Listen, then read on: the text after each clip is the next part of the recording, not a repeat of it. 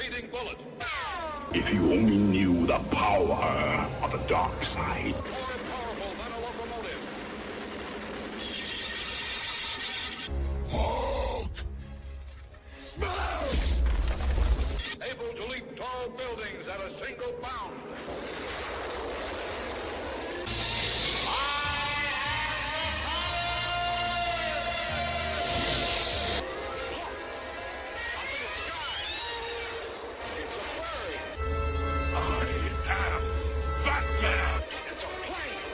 There's more to them than meets the eye.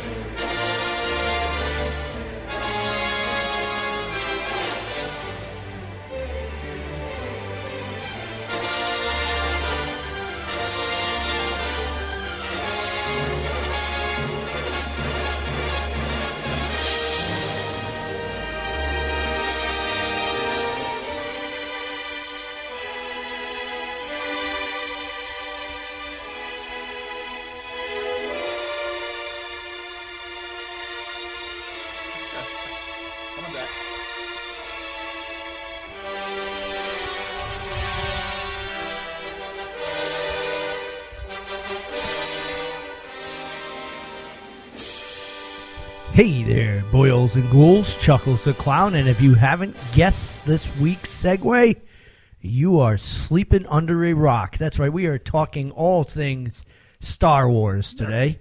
Yes, nerds. But us nerds are on the up and up. We are the popular. If you're not on the bandwagon now, you might as well get on there before you get left behind. Now, we're going to talk about things Star Wars that I enjoy, and that's leaving out Episode 1, 2, and 3. I did say on my invite today that I would talk 5 seconds about Episode 1, 2, and 3, and here's my 5 seconds.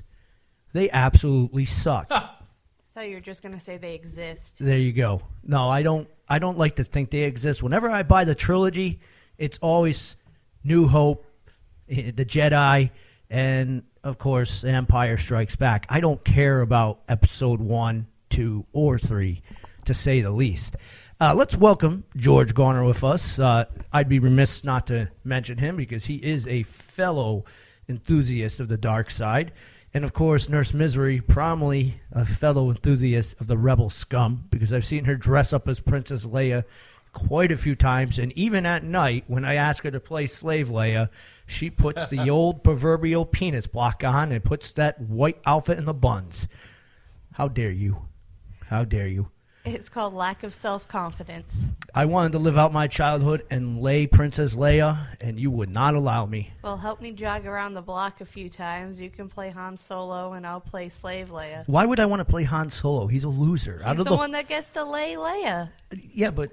You know, well, that is kind of weird if Luke did it because he made out with his sister. Yeah, we're not playing that role-play game. Yeah, that goes pretty much unremarked, doesn't it, by Star Wars fans? Yeah. That was an incestuous spit swapping there. But you know, something that's not something that wasn't done. I mean, even our American culture still is done. Oh, and absolutely. back in the Renaissance day, you were not allowed to breed with anybody outside of royalty, which So you're sleeping with your cousins all the you time. were incest bred there. And that went for hundreds of years. Well, we had to populate our carnival freak shows. Yeah, but didn't they say the dark side takes place, or the Star Wars takes place a long, long, long time ago? In an Appalachian community far, far away, yeah. So that means that Luke Skywalker was a trendsetter for the incest. He started it all for us right there, ladies and gentlemen. Luke himself. I'll tell you, and they have brought Luke Skywalker back in this new Star Wars movie. Will we see more incestuous tongue swapping? Is that my only question? I don't know. You know, I'm going to get to the new movie in a second. And here's the second.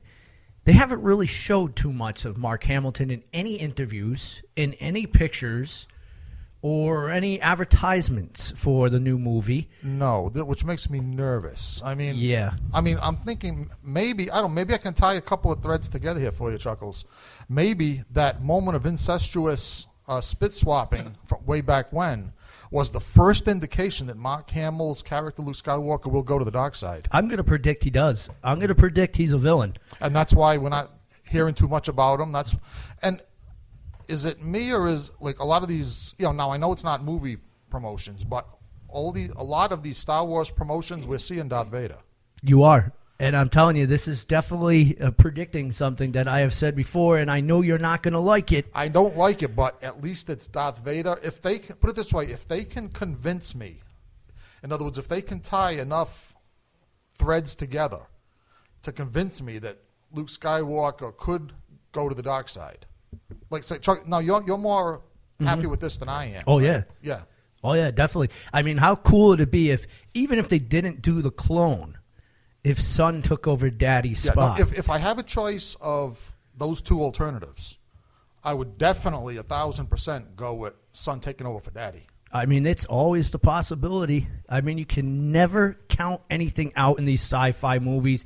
These are more unpredictable than the WWE wrestling universe, which is all pre-scripted and leaked 2 weeks before it's supposed to happen. Is it possible that there's no rumors or stories wondering if there's more than one alternative ending, so that they're trying to confuse the Star Wars masses, right? There could be. I mean, Marvel did take over. I mean, Disney did take over Marvel, did take over Star Wars, and the Marvel Universe, the guys that are behind helping produce this, LucasArts, is renowned for doing alternative endings and little sneak playways at the end of their movies. Right, so I'm thinking that's where Darth Vader's going to fit in. In other words, they're going to.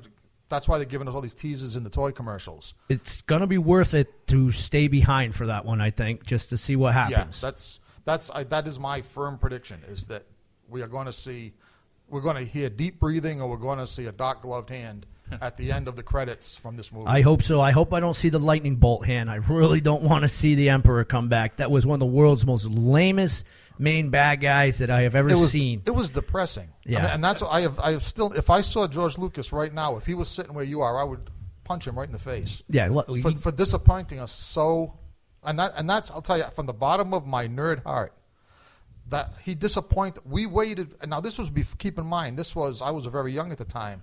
This was pretty much before the internet. We had no way of even being prepared for the idiocy that he foisted on us in the Jedi. That's true. We were unprepared. It was awful. I'm still traumatized by that. Darth Vader going good. It almost made me lose my confidence in the evilness of the universe. Never lose your confidence, because evil will always win over good, because if we don't have conflict of interest. If we don't have conflict of interest, we don't have entertainment. Peace equals boredom. Absolutely. And I like to think that our two shows are carrying forward that. That's right. I'm not going to try to be an idealistic here, but how many games and everything are based off of violence? I mean, we preach anti-violence, but even in the Star Wars movies, the key word is at the end. Wars. If it was Star Protester movie, no one would watch it. No one would watch it. Hence, like Episode 2? Thank you. Episode 2. Nothing but a political movie that you were hoping someone was going to take one of the ships and kamikaze it right into that meeting of the mind councils there. Yeah, where did they get the idea that, I don't know, was George Lucas maybe watching like cable C-SPAN or something? I think so. I mean, where did he get the idea that 2 hours of a political... If I wanted to watch 2 hours of political talk, I would tune into Star Trek. I wanted to watch, yes, and that was a zing towards you Star Trek nerds there.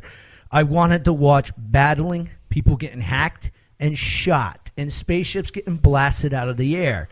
I don't care about politics, which is that's why there was the written crawl at the beginning of The New Hope. Right. Back, that's why we have written crawls in Star Wars, to get past all the boring crap. Right. And no one reads those written scrolls. I mean, I know I didn't. We did. Oh, I did not. You did, too. I most certainly fast-forwarded it because it went too quickly for me to read it in the first place. I only got the first 3 paragraphs, and I'm like, I'm done with it. It's going too fast. I'm not a speed reader. Now, if they had slowed it down for us remedial readers, maybe I could have read it. Well, thank goodness for VHS back in the day. And pausing and burning out burning out my VHS player for pausing it so many times and destroying the ends of that. Now, Star Wars is... We all know it's never really died, and it seems like every age generation, the phoenix rises from the ashes so that it is not forgotten. Star Wars is becoming just as Americana as Superman or Batman, if not more so. I wouldn't say more so, but Batman?